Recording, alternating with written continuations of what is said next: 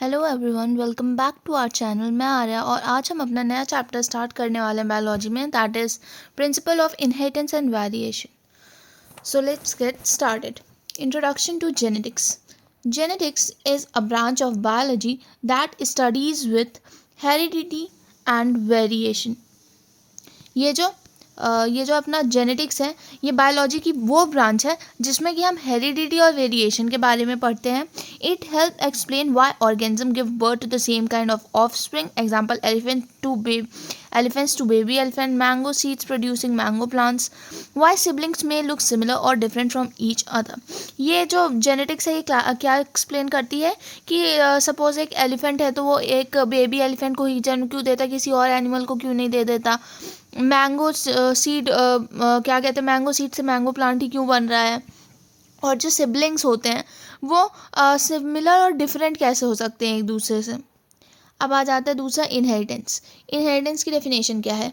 The process by which characters traits are passed from parents to offspring. ऐसा process जिसकी वजह से जो कैरेक्टर्स हैं, जो पेरेंट्स के कैरेक्टर हैं, वो उनके ऑफ स्प्रिंग में जा रहे हैं, उसको कहते हैं inheritance. It is the basis of heredity. Heredity का बेसिस है ये। Example, elephants inherit elephant characteristic from their parents. Elephants जो होते हैं उनके अंदर जो कैरेक्टरिस्टिक वो कहाँ से आती है? जो उनके पेरेंट्स होते हैं। A mango plant grows from a mango seed because it inherits the genetic information of the mango plant। अब जो मैंगो प्लांट ग्रो हो रहा है मैंगो सीड से, वो क्यों ग्रो हो? क्योंकि वो अपना जो सीड है वो अपना जेनेटिक इन्फॉर्मेशन अपने पुराने मैंगो प्लांट से लेके निकला है। अब आता है वेरिएशन। वेरिएशन की डेफिनेशन क्या है? The degree to which offspring differ from their parents. मतलब कि पेरेंट्स से जो ऑफ स्प्रिंग है वो कितना डिफर कर रहे हैं, उसको बोलते हैं वेरिएशन। कितने ज़्यादा वैरी कर रहे हैं वो। Even though offspring resemble their parents, they are not identical. अब होता क्या है कि हाँ, कुछ लोग दिखते हैं अपने मम्मी पापा के साथ, बट एकदम डिट्टो आज तक कोई नहीं दिखा है ना। तो even though offspring resemble their parents, they are not identical. वो अपने पेरेंट्स के ना दिखते हैं थोड़े बहुत, बट वो एकदम आइडेंटिकल, उनकी कॉपी नहीं होती हैं। रीज़न फॉर वेरिएशन इंक्लूड, अब ये वेरिएशन होते क्यों है वो देख लेते हैं। पहला, जेनेटिक रिकॉम्बिनेशन से होता है। दूसरा, म्यूटेशन से होता है। तीसरा, क्रॉसिंग ओवर ड्यूरिंग म्योसिस। जब क्या कहते हैं म्योसिस होता है तो उसमें हमने जाइगोटीन पैकेटीन वाली जब स्टेजेस होती है उनमें हमने पढ़ा था ना, क्रॉसिंग ओवर होता है, उसकी वजह से वेरिएशन आते हैं। जेनेटिक रिकॉम्बिनेशन हो गया, म्यूटेशन, इन सबसे वेरिएशन आते हैं। Now, similarities and differences among siblings. Siblings may look similar because they share genes from same parents. They may also be different because each sibling receives a different combination of genes. Environmental factors also influence traits. अब अगर दो siblings हैं तो उनके बीच में similarities और differences क्या होंगे वो देख लेते हैं। कि जो सिबलिंग्स होते हैं वो एक तरह दिख सकते हैं, सिमिलर दिख सकते हैं। क्यों दिख सकते हैं? क्योंकि दोनों के पास जो जीन्स आ रहे हैं वो एक ही पेरेंट से आ रहे हैं ना, सिबलिंग है। सपोज मैं हूँ और मेरा भाई है, तो हम दोनों क्या कहते हैं, सिमिलर दिख सकते हैं। क्यों? क्योंकि हम दोनों के पेरेंट्स तो एक ही हैं, हम लोग के पास जीन्स तो सेम आया है। अब अगर हम लोग डिफरेंट दिख रहे हैं तो उसमें क्या है कि सिबलिंग्स जो हैं उनके पास अलग अलग कॉम्बिनेशन भी तो आ रहा है जीन्स का। मतलब ठीक है, हमारे पास सेम पेरेंट्स के जीन आ रहे हैं, बट उस सेम पेरेंट के जीन्स में वो कॉम्बिनेशन होगा जो जीन्स का, वो अलग अलग भी तो हो सकता है।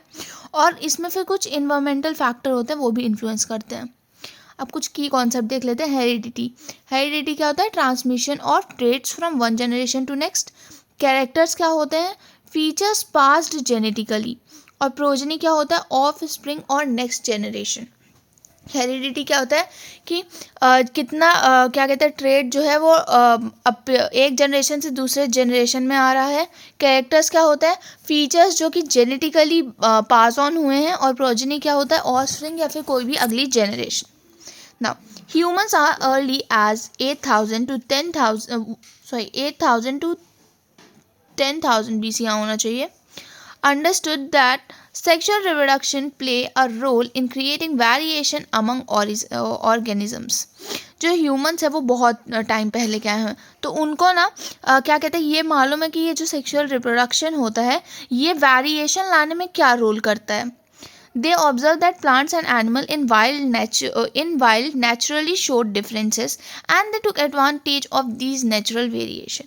अब उन्होंने क्या देखा कि ये जो प्लांट है और एनिमल है ये नेचुरली कुछ डिफरेंसेस शो करते हैं और वो क्या करते हैं ये जो नेचुरल वेरिएशन है उसका एडवांटेज लेते हैं. By choosing organism with desirable traits, early human practiced selective breeding, artificial selection to improve plants and animal varieties. अब जैसे जिनको भी क्या कहते हैं जैसा भी ट्रेट चाहिए किसी प्लांट में तो वो उस तरह से उसकी सेलेक्टिव ब्रीडिंग कराते थे और उस प्लांट और एनिमल की वैरायटी को इम्प्रूव कराते थे. Through long-term domestication of ancestral wild cows, humans developed well-known Indian breeds such as Sahiwal cows of Punjab. अब बहुत टाइम तक ये डोमेस्टिकेशन जो हो रहा था एंसेस्ट्रल वाइल्ड काउस का तो उससे ह्यूमन ने क्या डेवलप किया एक बहुत क्या कहते हैं बहुत फेमस ब्रीड है इंडिया में काऊ की दैट इज़ साहिवाल काऊ पंजाब की. तो ये भी कैसे आया ये भी आया ऐसे ही क्या कहते हैं आर्टिफिशियल सिलेक्शन करके या फिर ह्यूमंस ने इनको खुद डेवलप किया है मतलब कि उसमें कुछ ना कुछ उनके जीन्स में चेंज हो गया करके. Although ancient people recognize inheritance and variation they did not know the scientific basis behind this phenomena. Concepts like genes, DNA, chromosomes were unknown to them. जो पुराने लोग थे उन्होंने क्या कहते हैं इनहेरिटेंस पहचान लिया वेरिएशन पहचान लिया बट उनको अभी तक मालूम नहीं था कि ये इनहेरिटेंस और वेरिएशन के पीछे साइंटिफिक फिनोमेना क्या है. जैसे कि कॉन्सेप्ट हो गया जीन्स का डीएनए का क्रोमोसोम्स का ये सब उनको अभी भी नहीं मालूम था. Now, Mendel's law of inheritance. Significant progress in understanding inheritance was made during the mid-19th century. अब जब मिड 19th सेंचुरी आ रही थी तो तब तक में क्या कहते हैं ये जो इनहेरिटेंस था इसके बारे में काफ़ी सारी चीज़ें लोगों को धीरे धीरे मालूम चल रही थी. अब आते हैं Gregor Mendel conducted hybridization experiment on garden peas for 7 years that is 1856 to 1863 and proposed the law of inheritance. अब ये जो मेंडल थे उन्होंने क्या किया कि उन्होंने कुछ हाइब्रिडाइजेशन एक्सपेरिमेंट परफॉर्म किए गार्डन पीस पे. किन पे गार्डन पीस पे कब से कब तक 7 साल के लिए. वेरी इंपॉर्टेंट टाइम पीरियड भी पूछ लेता है कितने साल के लिए किए और कौन किए. तो 1856 से 1863 के लिए किया और उन्होंने क्या प्रपोज किया law of inheritance. Mendel was the first to apply statistical analysis and mathematical logic to biology problem which made his conclusion more reliable. अब जो मेंडल थे वो सबसे पहले थे जिन्होंने कोई स्टैटिस्टिकल एनालिसिस और मैथमेटिकल लॉजिक लगाए थे बायोलॉजी की प्रॉब्लम मतलब बायोलॉजी की प्रॉब्लम में स्टैटिस्टिकल मैथमेटिकल लॉजिक कोई पहली बार लगाया था. Now his experiment involved large sample size. अब उनके एक्सपेरिमेंट में बहुत लार्ज सैम्पल साइज उन्होंने लिया था adding accuracy and credibility to his result. अब बहुत ज़्यादा सैम्पल साइज लेने का फ़ायदा क्या था कि बहुत अच्छी एक्यूरेसी आ रही थी और एक क्रेडिबिलिटी वाला रिजल्ट मिला उनको. He verified his finding by observing successive generation of pea plant. अब उन्होंने अब जो उनको देखना था वो उन्होंने कैसे ऑब्जर्व किया जब उन्होंने क्या कहते हैं बहुत सारी जनरेशन जो है पी प्लांट्स की उनको देखी तब उन्हें समझ आया. Showing that his conclusion were consistent and pointed to general rules of inheritance. Mendel studied traits that appear as contrasting pairs such as तो अब मेंडल ने कौन कौन से क्या कहते हैं ट्रेड्स को देखा. पहला tall versus dwarf plant, yellow versus green seeds, smooth versus wrinkle seed, inflated versus constricted pods, greens versus yellow pods. These clear contrasting traits help him develop a basic framework of reference. अब ये जो इन्होंने contrasting trait ली थी इनकी वजह से ये क्या डेवलप कर पा रहे थे एक बेसिक फ्रेमवर्क इनहेरिटेंस का which later scientists expanded to explain more complex patterns. Mendel carried out artificial pollination and cross pollination using several true breeding pea lines. अब मेंडल ने क्या किया कि बहुत सारे आर्टिफिशियल पॉलिनेशन और क्रॉस पॉलिनेशन को यूज़ करके कुछ ट्रू ब्रीडिंग पी लाइन्स की यूज़ की. A true breeding line is one that shows the same trait over many generations due to continuous self pollination. अब ट्रू ब्रीडिंग लाइन क्या होती है कि जब कोई एक प्लांट है वो बहुत जनरेशन तक अपने सेम ट्रेट दिखा रहा है सेल्फ पॉलिनेशन के कारण तो उसको बोलते हैं true breeding line. Now Mendel selected 14 true breeding pea varieties. अब जो मेंडल थे उन्होंने 14 ट्रू ब्रीडिंग पी वेराइटीज़ को सेलेक्ट किया, arrange as pairs differing in only one contrasting character each. अब देखो कैरेक्टर उन्होंने क्या क्या लिया, उन्होंने 7 कैरेक्टर लिए. यहाँ पे 14 ट्रू ब्रीडिंग पी वेराइटीज़ लिखी है, बट वैरायटी क्यों, क्योंकि एक डॉल, एक डॉर्फ लिया, एक वॉयलेट, एक वाइट लिया, एक एक्सियल, एक टर्मिनल लिया, एक इन्फ्लेटेड, एक कंस्ट्रिक्टेड लिया, एक ग्रीन, एक येलो, एक राउंडेड, एक रिंकल, एक येलो, एक ग्रीन.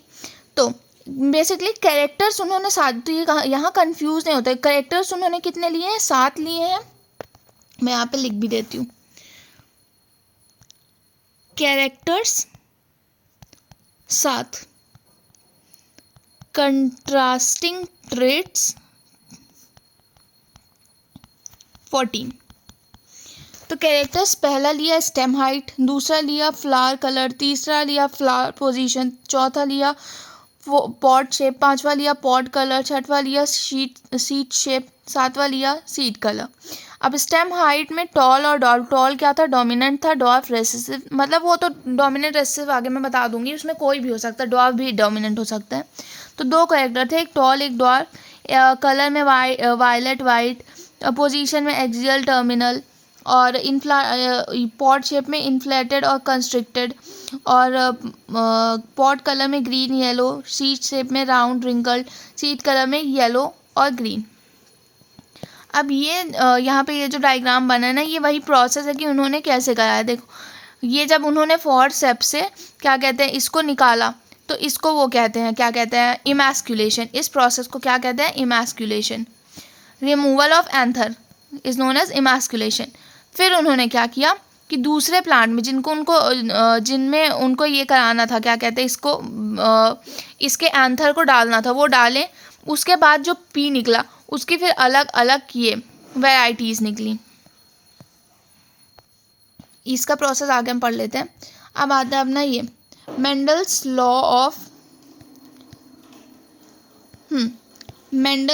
Of inheritance. अब इसमें ये क्या है, significant progress in understanding inheritance was made during the mid 19th century. Oh sorry, ये तो वही रिपीट हो गया अपना.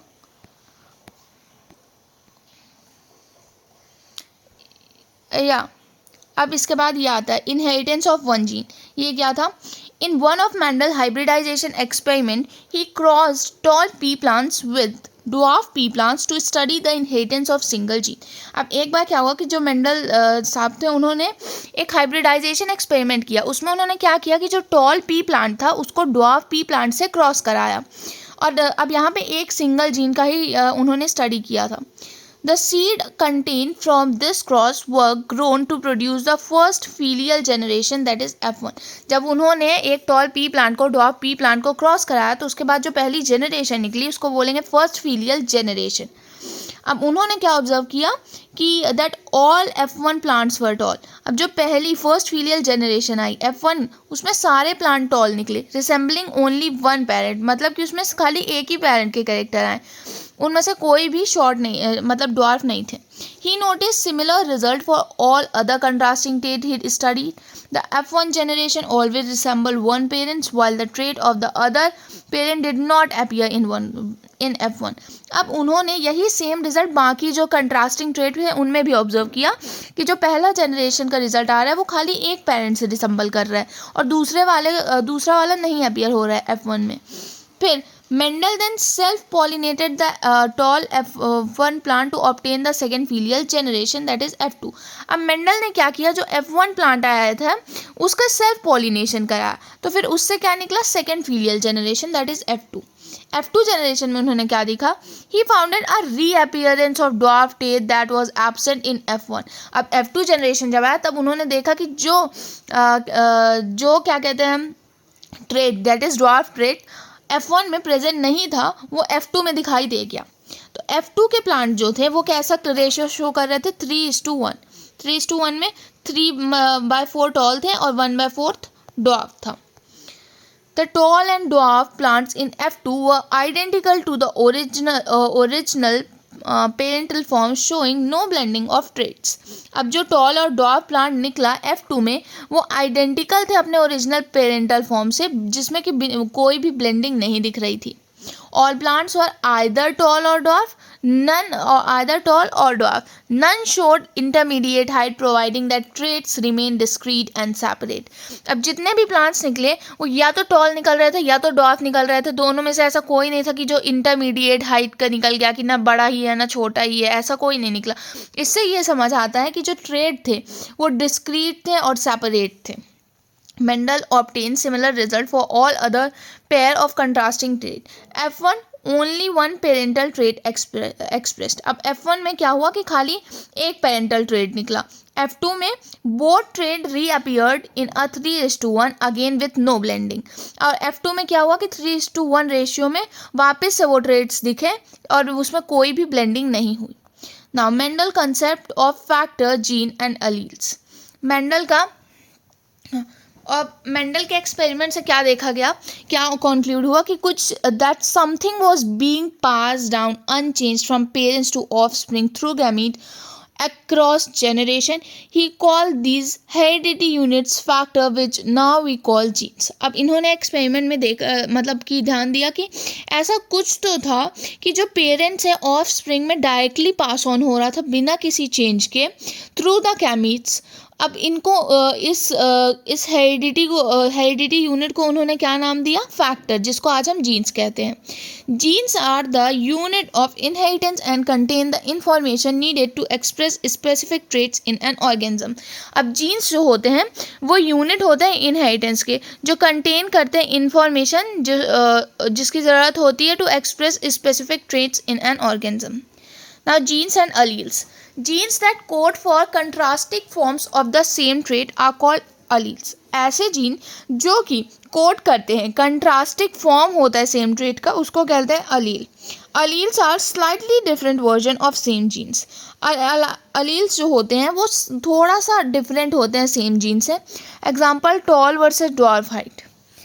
अब यूज़ ऑफ सिंबल, कुछ सिंबल का यूज़ क्या होता है वो देख लेते हैं. Mendel used alphabetical symbol to represent alleles. Mendel ने अल्फ़ाबेटिकल सिंबल्स यूज़ किया अलील को रिप्रेजेंट करने के लिए.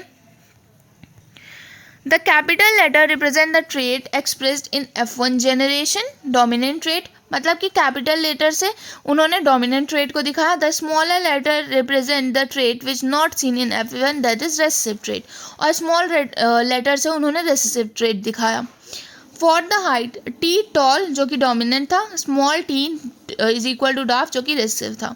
Possible allele pairs genotype for height are T T, capital T, small T, T T. अब इसमें है क्या कि ये वाला जो है इसको तो हम डोमिनेंट ही मानेंगे और एक सेकेंड, इसको क्या मानेंगे, dominant.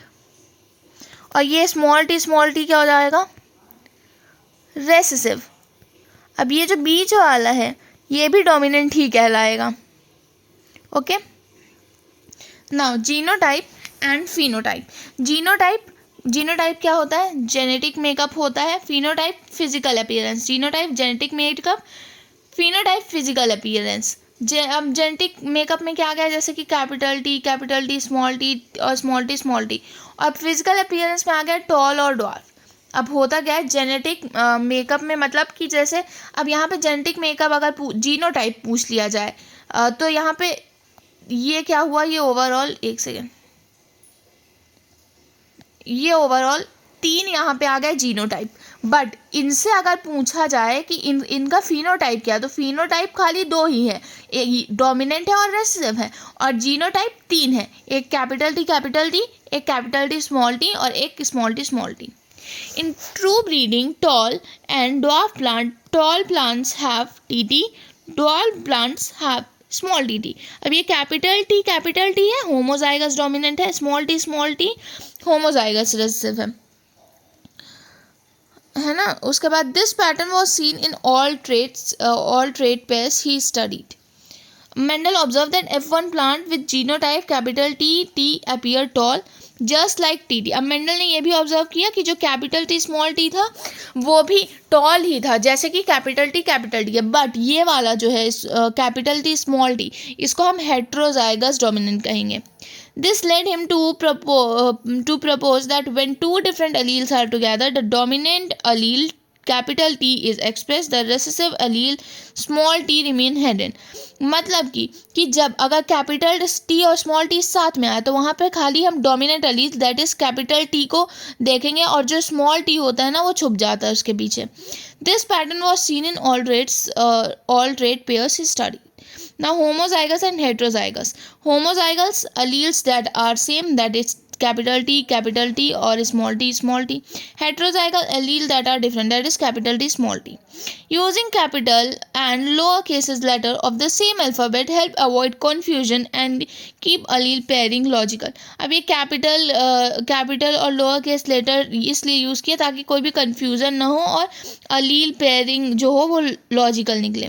A plant with genotype capital T small t is heterozygous for the gene controlling height. Since only one character height is involved, such plant is called monohybrid. अब जैसे कि यहाँ पे खाली एक कैरेक्टर दैट इज हाइट खाली involve है तो ऐसे प्लांट को क्या कहेंगे, मोनोहाइब्रिड. अब cross between capital T and small T that is tall and dwarf is therefore called a monohybrid cross. एक कैरेक्टर अगर किसी में इन्वॉल्व है तो ऐसे प्लांट्स को मोनोहाइब्रिड कहेंगे और जो क्रॉस हो रहा है दोनों के बीच, टॉल डॉर्फ के बीच, तो उसको बोलेंगे monohybrid cross. Law of segregation देख लेते हैं, जिसको क्या बोलते हैं, separation of Aleel.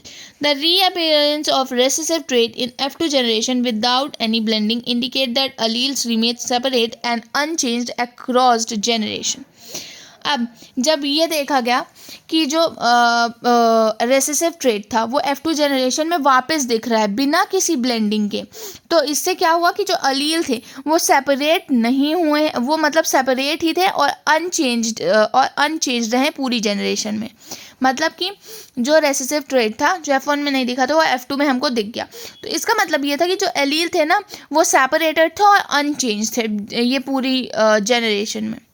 During meiosis, when capital T, that is tall and dwarf plant produce gamete, the two alleles separate or segregate from each other. meiosis के दौरान जब एक टॉल एक डॉर्फ प्लांट गैमीट प्रोड्यूस करते हैं तो जो alleles होते हैं ना वो सेपरेट रहते हैं एक दूसरे से. Each gamete receives only one allele and this segregation is random. अब इसमें होता क्या कि जो एक गैमीट होती है वो खाली एक अलील पाती है. ऐसे सेग्रीगेशन क्या होता है, रैंडम होते हैं. Therefore each gamete has 50% chance of receiving either allele.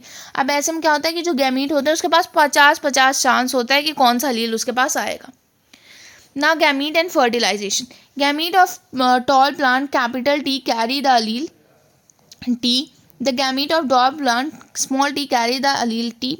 During fertilization, a T allele from one parent through pollen unites with small t allele from the other parents through the egg. This forms a zygote with genotype TT. These TT hybrid carry contrasting alleles and are heterozygous.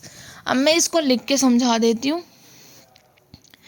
ये हो गया capital T, ये हो गया small T, ये हो गया अपना टॉल, ये हो गया अपना ड्वार्फ.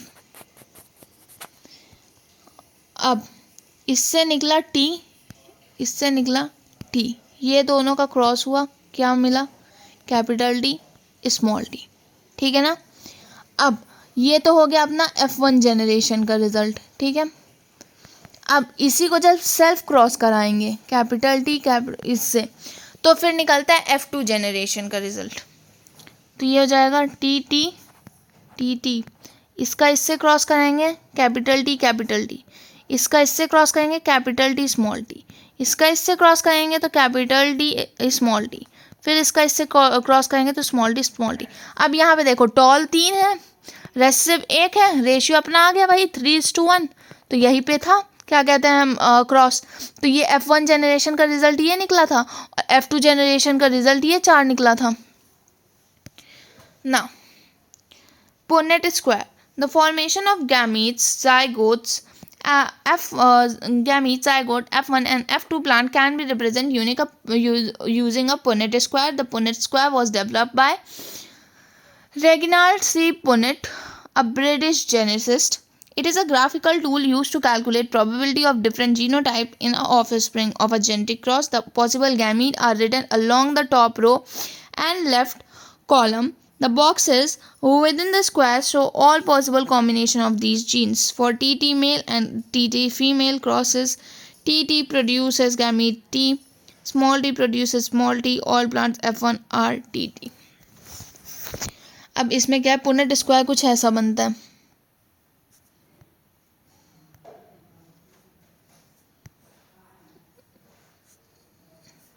ये हुआ टी, ये हुआ टी, ये हुआ स्मॉल टी, ये हुआ स्मॉल टी.